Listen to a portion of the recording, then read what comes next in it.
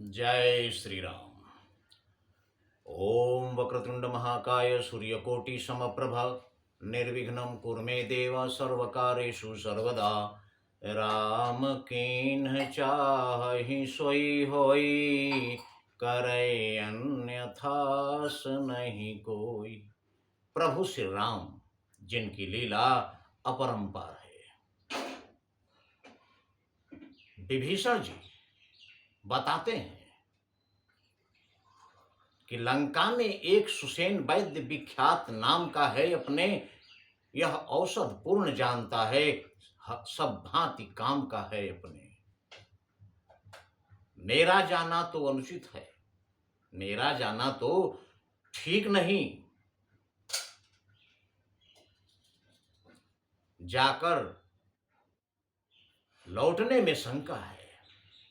लेकिन जो लंका से कुछ परिचित हो वही उसको ला सकता है। यह सुनकर जामवंत जी कह रहे हैं, जामवंत कह वैद सुषेना, लंका रहई को पठई लेना। जामवंत जी कह रहे हैं कि बिल्कुल विभीषण जी सच कह रहे हैं, लंका में सुषेण वैद्य रहता है, ये मैं भी जानता हूं, लेकिन उसे लेने के लिए किसको भेजा जाए। तब मैं लाऊंगा, इस तरह बोल उठे हनुमान।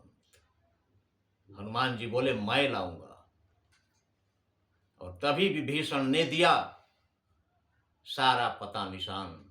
तब विभीषण ने सारा पता ठिकाना बताया, और उसके बाद धरि लघु रूप गयौ हनुमंता, आने भवन समेत तुरंता। तब छोटा स्वरूप धारण करके संकट मोचन महाबली हनुमान लंका में अंदर गए और सुषेण वैद्य को उनके भवन समेत उठा लाए। रामादल में प्रभु श्री राम के सामने सोए हुए हैं सुषेण वैद्य, उनको कुछ भी खबर नहीं है। और जब यहां लाए तो जागा सुषेण रामादल में। रामादल में आकर सुषेण की नींद खुली तो जागा सुषेण रामादल में, देखा सम्मुख रघुराई है। प्रभु श्री राम का भक्त सुषेण भी है, और जिनको कभी सपने में भी नहीं देख पाया था, आज सामने बैठे हैं। जागा सुषेण रामादल में, देखा सम्मुख रघुराई हैं। छोटे भाई को गोद लिए व्याकुल वे जेठे भाई हैं। अपने छोटे भाई का सिर अपने गोद में लिए हुए वे बड़े भाई अत्यंत परेशान हैं। मनमोहन श्याम सलोना मुख, प्रभु श्री राम की सुंदरता है। मनमोहन, मन को मोह लेने वाला, श्याम सांवला सलोना मुख। इस समय आंसुओं से तर है।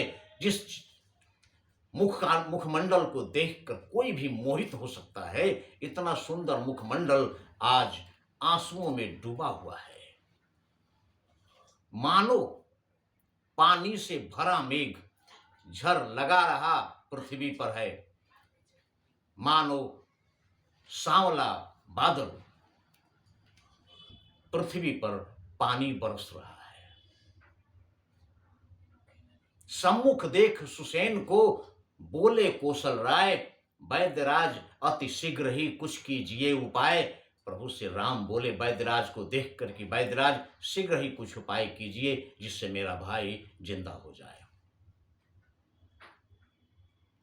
यह सुन कहे सुषेण ने मर्म भरे कुछ बैन, एक बात का दीजिए उत्तर राजीव नयन। इतना सुनते ही सुषेण वैद्य बोल पड़े कि प्रभु हमारी एक बात का उत्तर दीजिए। प्रभु श्री राम तो प्रभु श्री राम है, इतने मुश्किल घड़ी में भी बोले कि आप अपना प्रश्न कीजिए, मैं उसका उत्तर देने के लिए प्रस्तुत हूं। तब सुषेण वैद्य का कहते हैं कि मैं वैद्य दशानन के घर का, आप ये बताइए कि मैं वैद्य दशानन के घर का किस तरह आपका काम करूं। मैं रावण के घर का वैद्य हूं, आपका काम कैसे करूं? अनुचित होगा यदि बैरी को लंकापति के आराम करूं। ये अनुचित होगा यदि लंका के राजा रावण के दुश्मन को मैं आराम पहुंचाऊं, उनके भाई का इलाज करूं। ये तो अनुचित होगा। अनुचित होगा यदि बैरी को लंकापति के आराम करूं, जिसमें प्रत्यक्ष बुराई है। कैसे वह कर्म किया जाए? जिस काम में सामने प्रत्यक्ष बुराई दिख रही है, कैसे वह कर्म किया जाए? हे राम, आज्ञा देते हो इस समय अधर्म किया जाए? कह रहे हैं सुषेण वैद्य कि आप क्या आज्ञा दे रहे हैं कि इस समय अधर्म किया जाए? दुश्मन के भाई को आराम पहुंचाना तो अधर्म कहलाएगा। तो आप क्या अधर्म करने की सलाह देते हैं? यह सुनते ही चौंक कर बोले कौशल राय। यह सुनते ही प्रभु श्री राम चौंक गए और बोले, धर्म छोड़ने की कभी राम न देगा राय। राम किसी को अपना धर्म छोड़ने की राय कभी नहीं दे सकता वैद्यराज। और कहते हैं कितनी बड़ी बात है, ये प्रभु श्री राम ही कर सकते हैं। कहते हैं कि जिस धर्म हेतु निज राज्य गया, जिस धर्म को निभाने में मेरा राजपाट सब कुछ चला गया, जिस धर्म हेतु निज राज्य गया, श्री पितृदेव का मरण हुआ, हमारे पिताश्री का अंत हो गया। धर्म निभाने में ही जिस धर्म हेतु प्रिय भरत छूटा, जिस धर्म को निभाने में मेरा सबसे प्रिय भाई भरत छूट गया हमसे, कुटिया से सीता हरण हुआ, सीता भी अपना धर्म निभाने में ही सीता का हरण हो गया कुटिया से। सब धर्म निभाने में ही मेरा नुकसान हुआ है। उस धर्म सत्य पर, उस धर्म को निभाने में यदि लक्ष्मण भी, ये मेरा भाई लक्ष्मण है, उस धर्म सत्य पर लक्ष्मण भी यदि मर जाए तो मर जाए, आवाज यही होगी मेरी, हाँ धर्म नहीं जाने पाए, किसी का धर्म नहीं जाना चाहिए। चाहे मेरा भाई लक्ष्मण भी मर जाएगा तो मर जाने दो, लेकिन आप अपना धर्म नहीं छोड़ो। इस उदार वक्तव्य से वैद्य हो गया शांत, चरणों में गिरकर कहा, जय जय सीताकांत। इतना सुनते ही वैद्यराज सुषेण प्रभु श्री राम के चरणों में गिरकर और बोले, जय जय सीताकांत, जय श्री राम। और कहता है, प्रभु सचमुच हैं धर्मावतार। मैंने आपके बारे में सुना था कि आप धर्मावतार हैं। प्रभु सचमुच हैं धर्मावतार। मैं दर्शन पाकर धन्य हुआ। मेरा जड़ जीवन, जड़ शरीर इन वचनों से चैतन्य हुआ। आगे कहता है कि हे नाथ, धर्म चर्चा की थी केवल इस समय परीक्षा को, अन्यथा दास तो आया है करने स्वामी की सेवा को। मैं तो आपकी परीक्षा ले रहा था प्रभु, अन्यथा मैं तो आपकी सेवा करने के लिए ही आया हूं। लंका में रहकर भी सुषेण है नहीं दशानन के दल का। मैं लंका में जरूर रहता हूं, लेकिन रावण के दल का मैं नहीं हूं।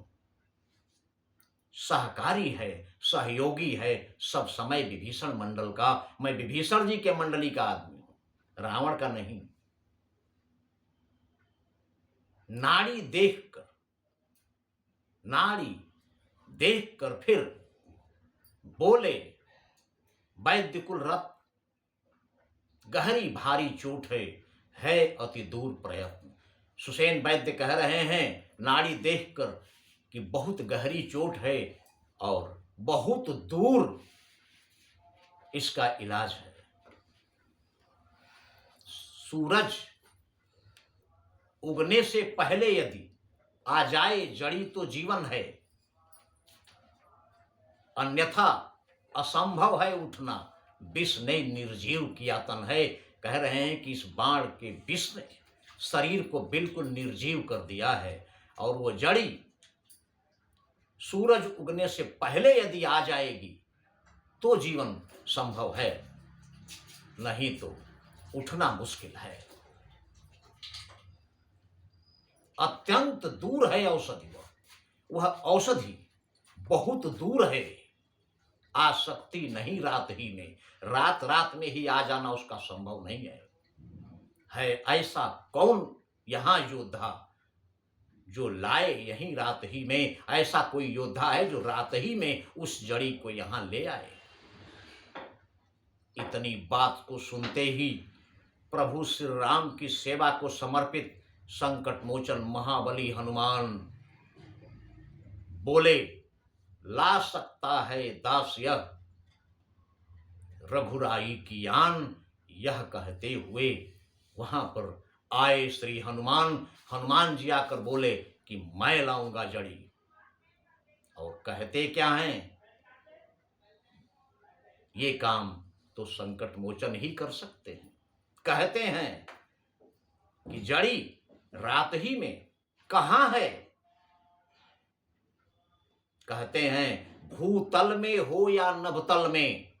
ध्यान देने योग्य बात है, संकट मोचन महाबली हनुमान में वो सामर्थ्य है जो कुछ भी कर सकते हैं। कहते हैं भूतल में हो या नभतल में, पर्वत में अथवा सागर में, चाहे पृथ्वी पर कहीं भी हो, आकाश में कहीं भी हो, भूतल में हो या नभतल में, पर्वत में, पर्वतों के अंदर हो अथवा सागर में या समुद्र के अंदर हो, लाएगा दास अभी उसको। चाहे हो ब्रह्मा के घर में, चाहे ब्रह्मा जी के घर में भी जड़ी होगी तो आज ये दास उसे वहां से भी लाएगा। बतलाओ उसका रूप रंग किस जगह हाथ वह आएगी। रघुराई अगर सहाय है तो रात रहे आ जाएगी। हनुमान जी कहते हैं कि प्रभु श्री राम हमारी सहायता करेंगे और रात ही में वह जड़ी यहां आ जाएगी। ये सुनकर सुसेन वैद्य आश्चर्य से संकट मोचन महाबली हनुमान को देखते ही रह गए।